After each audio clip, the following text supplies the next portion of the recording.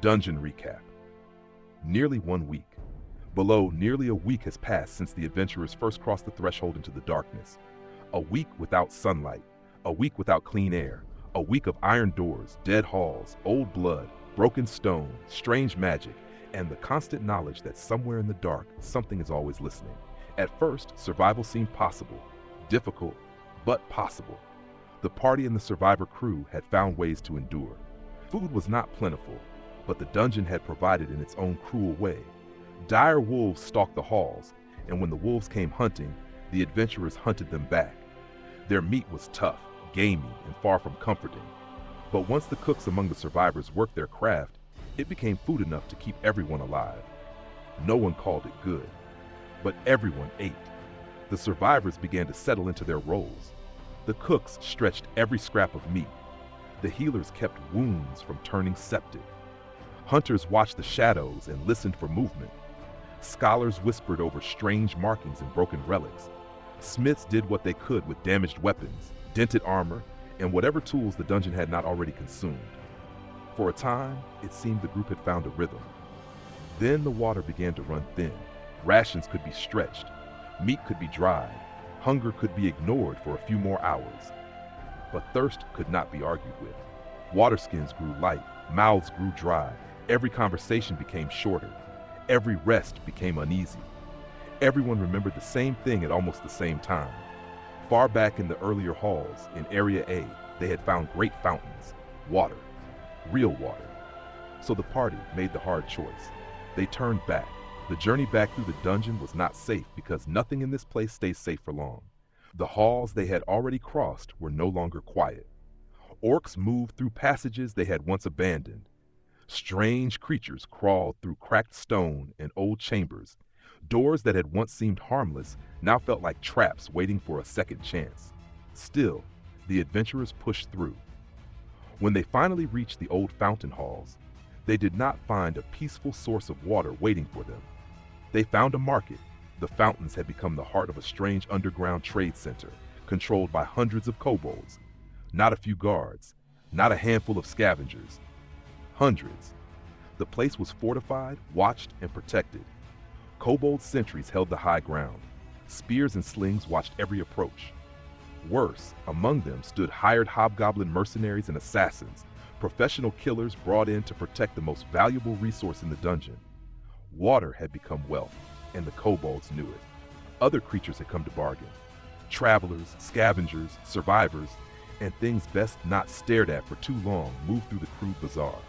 Goods were laid out on old stone, broken crates, torn cloth, and shields turned upside down as merchant tables. Weapons, scraps of armor, dried meat, old rope, candles, bones, odd trinkets, rusted tools, and things pulled from forgotten rooms changed hands beneath the watchful eyes of kobold guards. The adventurers could have drawn steel. That would have been a mistake. Instead, they bargained. They had weapons taken from the dead. They had meat from the dire wolves. They had salvage, supplies, and enough hard-won dungeon treasure to make the kobolds listen. After tense negotiations, suspicious glances, and more than one hand drifting toward a blade, the party was able to barter for water and needed supplies. It was not charity, it was commerce. The kobolds had turned a fountain into an empire of survival, and for one brief moment, the dungeon felt less like a tomb and more like a desperate city buried under the world. With their water replenished, the adventurers returned east, deeper into Region B. The dungeon welcomed them back with teeth. Blink dogs appeared again, not as friendly beasts, but as sudden flashes of movement in the dark. One moment the corridor was empty, the next there were snarling shapes at the edge of torchlight. They vanished and reappeared, snapping at legs, harrying the rear, forcing the party to turn in circles with weapons ready. Steel struck empty air. Arrows flew at shadows. Spells lit the hallway in brief bursts of color and force. Then came the howlers. The party had heard warnings about them, but warnings are never the same as seeing the thing for yourself. The first howl rolled through the stone like a dying horn. It was not simply a sound, it was pressure.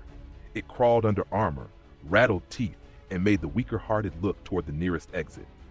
When the creatures emerged, massive and wrong-looking, all spines, muscle, and hate, the party understood immediately that this was not a fight to take lightly. For once, wisdom won over pride. They retreated, not in panic, but with the kind of discipline that keeps adventurers alive. Shields stayed raised. Spells covered the withdrawal. Arrows were loosed only to slow pursuit. The howlers followed for a time, their cries chasing the party through the halls, but the group managed to escape the worst of them. Later, they found younger howlers separated from the pack, those they could fight. The battle was brutal but winnable. The younger beasts lunged with snapping jaws and wild shrieks, but the party held formation, brought them down, and learned an important lesson. If the grown ones came again, they would need distance, tactics, and absolutely no heroics. The traps were no kinder. The dungeon seemed determined to punish every door opened too quickly and every hallway trusted too easily. Water traps burst from old mechanisms, drenching stone and nearly knocking people from their feet. Pressure plates clicked beneath boots. Hidden rooms flared to life. More than once, the party froze in place while someone whispered, "Nobody move." Then came the lightning trap. It began with a flash. For a heartbeat, every shadow vanished. The corridor became white light and screaming thunder.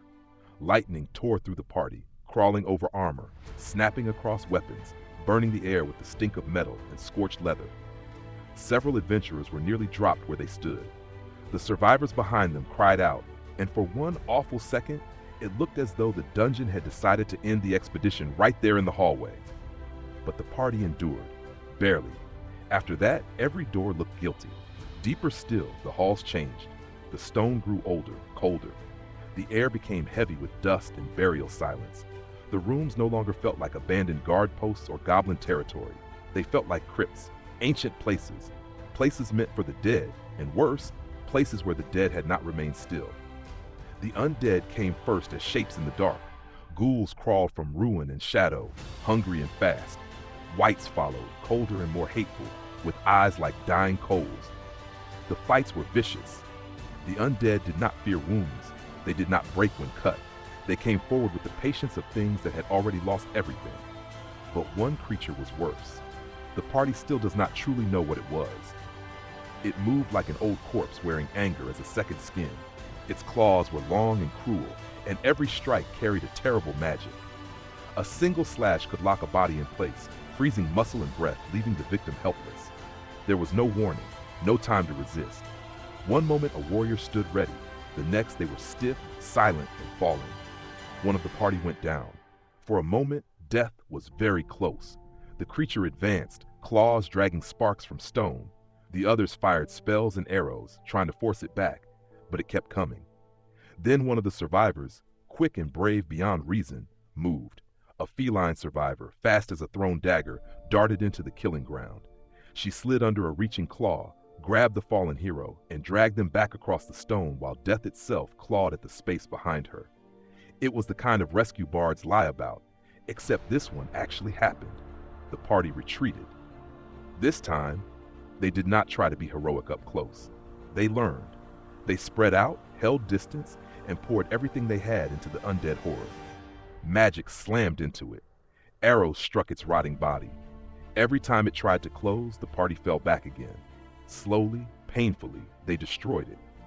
When it finally collapsed, no one cheered right away. They just stared at the body. Everyone understood the same thing.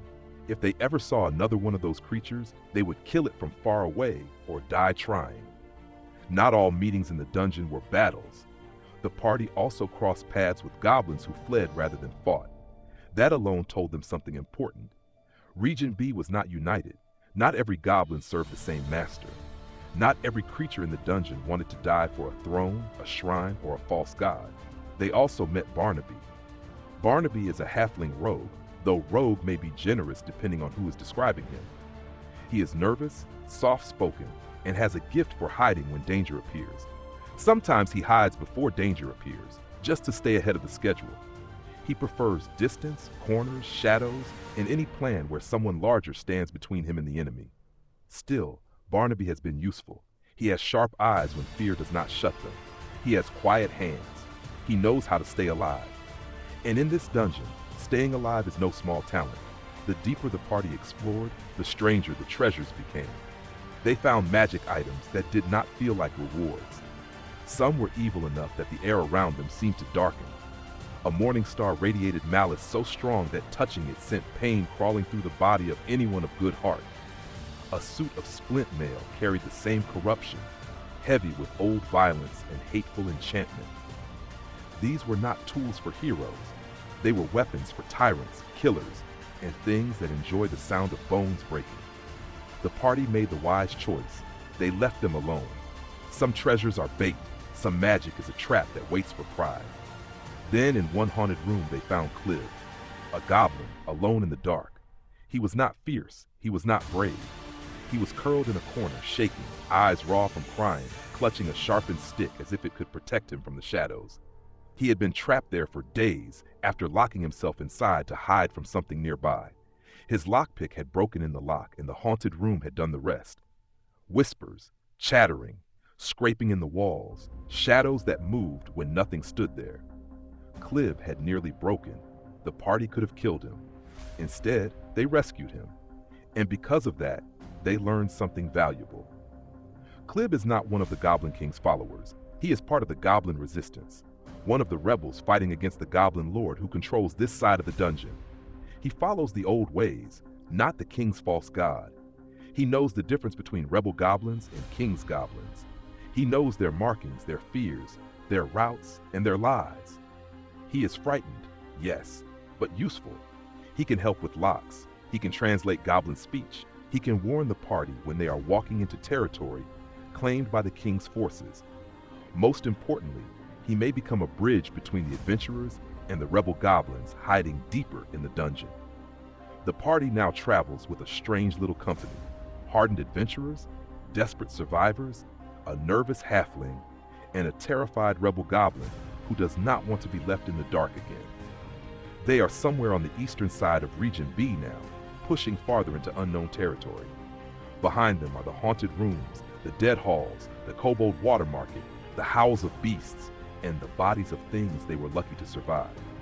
Ahead of them waits the Goblin King's empire, the rebel resistance, the bugbear threat, the untamed rooms, the ancient shrine, and whatever old powers still sleep beneath the stone.